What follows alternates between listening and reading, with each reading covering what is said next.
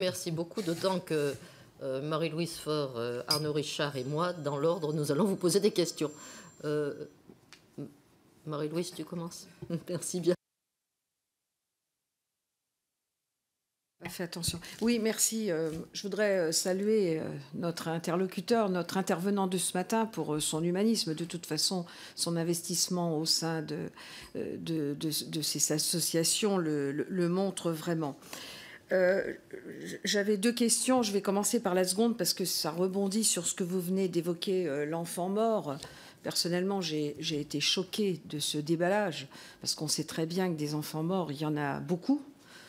Et puis, je voudrais évoquer, je l'ai fait il n'y a pas très longtemps aussi, toutes celles que nous n'évoquons pas, c'est-à-dire les petites filles, les jeunes filles, les femmes. Ça a commencé avec Boko Haram en Afrique noire, et puis ça continue avec Daesh, etc. Ce sont des enfants qui sont mis sur le marché de l'esclavage, qui sont violés. J'ai eu l'occasion d'avoir des témoignages en direct.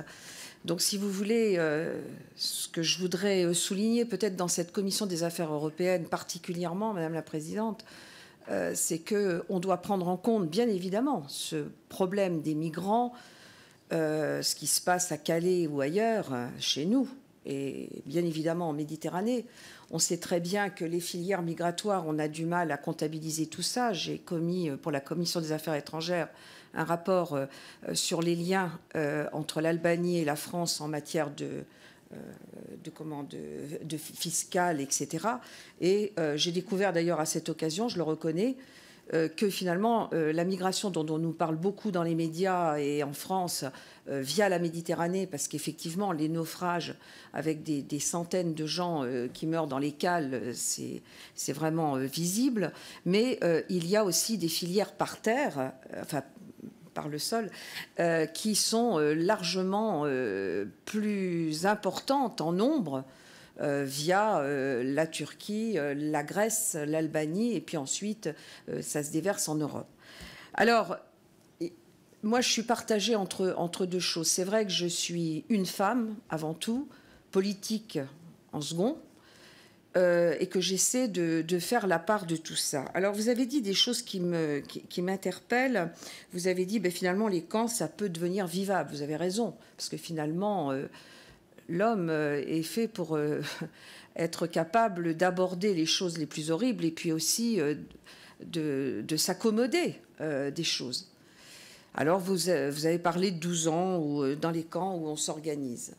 Et on voit bien à l'heure actuelle, vu l'ampleur prise par les événements, alors je dirais plus guerriers, qui se déroulent sur les pays d'origine, parce que même si ce sont des individus, ce sont aussi des citoyens de pays, on voit bien que, vu les circonstances, le choix qui est fait, c'est effectivement de s'en aller de ces pays-là pour venir vers quelque chose qui est vendu quand même par les passeurs. Il y en a des biens, mais il y en a quand même pas mal des pas biens qui demandent de l'argent, etc. C'est un espèce de paradis. Et moi, ce qui me gêne à l'heure actuelle, c'est qu'il y a une forme d'hypocrisie. Je ne parle pas du tout pour vous, mais je voudrais vous demander votre sentiment sur la question. Il me semble qu'il y a une forme d'hypocrisie où on évoque énormément le cas des migrants, qui est dramatique, hein, ça, voilà, je ne reviens pas là-dessus.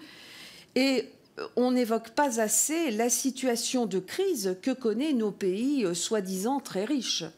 Et je voudrais parler, on est en France, de la situation en France. Il se trouve que je suis maire d'une commune et je suis, comme mes collègues députés, à même dans les permanences de constater qu'il y a une émergence, même si on paraît, c'est vrai qu'il y a le soleil ce matin, tout va bien, mais c'est vrai qu'on a l'émergence d'une pauvreté. J'ai 32% de logements sociaux dans ma ville.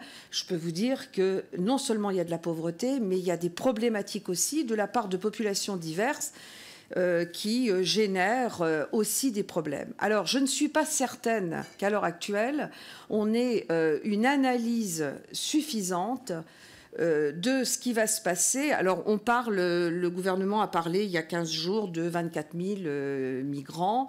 Actuellement, les préfets font le tour des villes, des bailleurs sociaux, etc., pour voir ce qu'on va faire de tous ces gens. Parce qu'en fait, on en est arrivé là.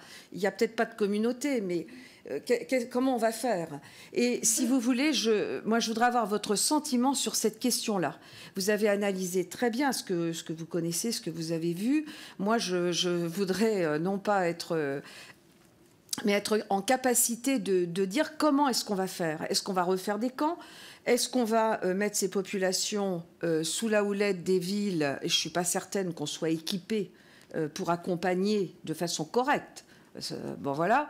Et donc, jusqu'où va-t-on? Et comment vous articulez ça avec le positionnement des pays, de l'Europe? Alors, vous disiez ouvrir les frontières, peut-être les problèmes de frontières. Comment est-ce qu'on fait pour essayer d'éradiquer quelque chose qui est quand même monstrueux, barbare, qui se situe sur les pays abandonnés? Merci.